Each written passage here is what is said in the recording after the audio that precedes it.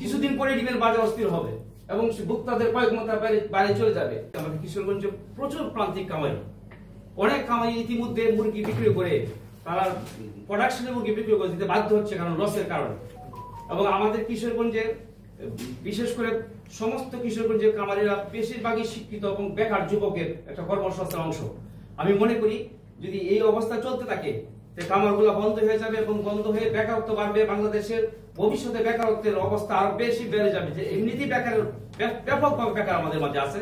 আমি বলতে চাই যে আজকে যে ডিমের অবস্থা, আমাদের বিগত দিনে যখন ডিম একটু বেড়েছিল কিশোরগঞ্জের যে পাড়ার সময় জেলা প্রশাসক মহোদয় আমাদেরকে ডেকে নিয়ে আমাদেরকে চাপ সৃষ্টি করেছে সরকার নির্ধারিত রেটের বাইরে আমরা যাতে ডিম বিক্রয় না করি, কিন্তু আমরা তাদের কথা রক্ষা করেছি। আমরা চেষ্টা করেছি সরকার নির্ধারিত রেটের বিক্রয় করার জন্য। এখন যে কমে গেছে এই অবস্থায় এখন তো প্রশাসন আমাদেরকে ডাকে না এবং আমাদের কিছুই বলে না এবং আমাদের কোনো পাশে দাঁড়ানোর জন্য কোনো সান্ত্বনা নাই, কোনো সংস্থায় বা কর্তৃপক্ষ আমাদেরকে আমাদের পাশে দাঁড়িয়ে কথা বলবে বা আমাদেরকে সান্ত্বনা দেবে, এই অবস্থা কিন্তু এখন নেই।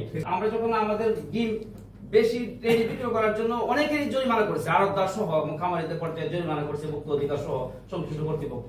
আজকে যদি উৎপাদন হ্রাস পায় কিছুদিন পরে ডিমের বাজার অস্থির হবে এবং ভোক্তাদের ক্রয় ক্ষমতা বাইরে চলে যাবে।